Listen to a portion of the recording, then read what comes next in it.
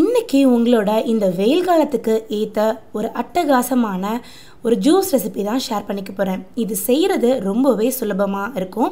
அது மட்டும் இல்லாமல் இதில் நிறைய புதுவிதமான ஃப்ளேவர்ஸ் ஆட் பண்ணி நான் வந்து செஞ்சுருக்கேன். இந்த ஃப்ளேவர்ஸ் எல்லாமே ரொம்பவே ஈஸியாக நம்ம கிச்சனில் இருக்கக்கூடிய பொருட்களை வச்சு தான் செஞ்சு காமிச்சிருக்கேன். ஸோ இந்த ஜூஸை எப்படி செய்கிறதுன்னு வாங்க செஞ்சு காமிச்சிடுறேன். அதுக்கு முன்னாடி நீங்கள் இன்னும் நம்ம சேனலை சப்ஸ்கிரைப் பண்ணலைன்னா மறக்காமல் சப்ஸ்கிரைப் பண்ணுங்கள்.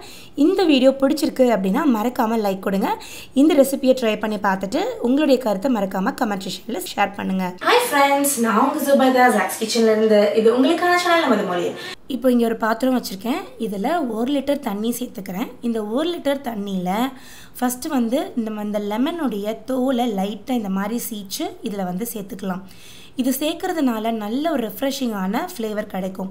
அடுத்ததில் நம்மளுக்கு புதினா தேவை. நம்மளுடைய கார்டன்லேயே ரொம்ப சூப்பராக புதினா எல்லாமே ரெடியாக இருந்தது. அதனால் அதை பறிச்சுட்டு வந்து இதில் சேர்த்துக்க போகிறேன். ஒரு 10லேருந்து 15 புதினா இலைகளை இதில் சேர்த்துடுறேன்.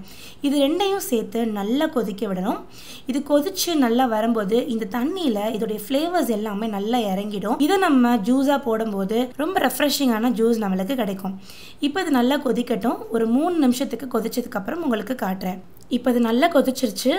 இப்போ அதை ஆஃப் பண்ணிவிட்டு ஒரு சைடில் எடுத்து வச்சிடுறேன். கொஞ்சம் நல்லா ஆறட்டும். இந்த ஜூஸுக்கே ஃப்ளேவர் சேர்க்கக்கூடிய ஒரு ஸ்பெஷல் மசாலா இப்போ வந்து நம்ம செய்ய போகிறோம். இந்த மசாலா செய்கிறதுக்கு 1 டீஸ்பூன் மிளகு, 2 டீஸ்பூன் சீரகம், இது ரெண்டுத்தையும் சேர்த்துட்டு நல்லா ஒரு நிமிஷத்துக்கு ஸ்லோ ஃப்ளேமில் வச்சு ரோஸ்ட் பண்ணி எடுத்துக்கிறணும். இது நல்லா ரோஸ்ட் ஆனதுக்கப்புறம் இந்த மாதிரி ஒரு கல்வத்துக்கு மாற்றிட்டு இதை நல்லா இந்த மாதிரி கோஸான பவுடராக நம்ம வந்து இந்த மாதிரி எடுத்து வச்சுக்கிறணும். அடுத்து இங்கே ஒரு பவுல் எடுத்து வச்சுருக்கேன். இதில் ஒரு எலுமிச்சம்பழத்தோடைய ஜூஸை பிழிஞ்சு எடுத்துக்கிட்டேன். அடுத்து இதில் நம்ம சப்ஜா சீட்ஸ் சேர்க்கணும். இந்த சப்ஜா சீட்ஸை ஏற்கனவே நான் ஊற போட்டு எடுத்து வச்சுருக்கேன். இதில் 2 டேபிள் ஸ்பூன் சப்ஜா சீட்ஸ், நம்ம எடுத்து வச்சுருந்த மசாலா, அதாவது நம்ம ஏற்கனவே வறுத்து எடுத்து வச்சுருந்தோம் இல்லையா, சீரகமும் மிளகும் சேர்த்து அந்த மசாலா. அதுக்கப்புறம் நம்மளுடைய ஜாக்ஸ் கிச்சனுடைய ஹோம்மேட் நன்னாரி.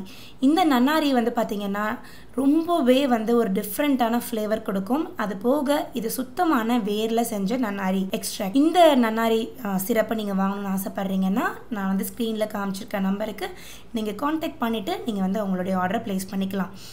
இப்போ இது எல்லாத்தையும் சேர்த்துட்டு நல்லா கலந்துக்கலாம். இப்போ ஏற்கனவே நம்ம சீரகமும் புதினாவும் எலுமிச்சம்பழ தோலையும் வேக வச்சு தண்ணி வச்சுருந்தேன் இல்லையா, அதையும் இதில் ஃபில்டர் பண்ணி சேர்த்துடலாம்.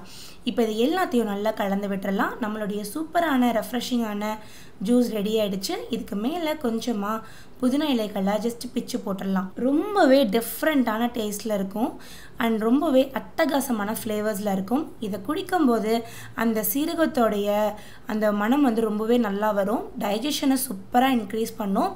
உங்களுக்கு வேணும் அப்படின்னா இதில் ஐஸ் க்யூப்ஸ் போட்டு சர்வ் பண்ணி பாருங்கள்.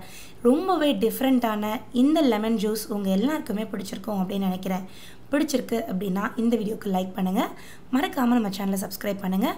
ஆனால் உங்களுடைய கருத்தை மறக்காமல் கமெண்ட் செக்ஷனில் சொல்லுங்கள். நான் உங்களை அடுத்த இதே மாதிரி சூப்பரான டிஃப்ரெண்ட்டான ரெசிபியில் சந்திக்கிறேன். அது வரைக்கும் பை பாய்.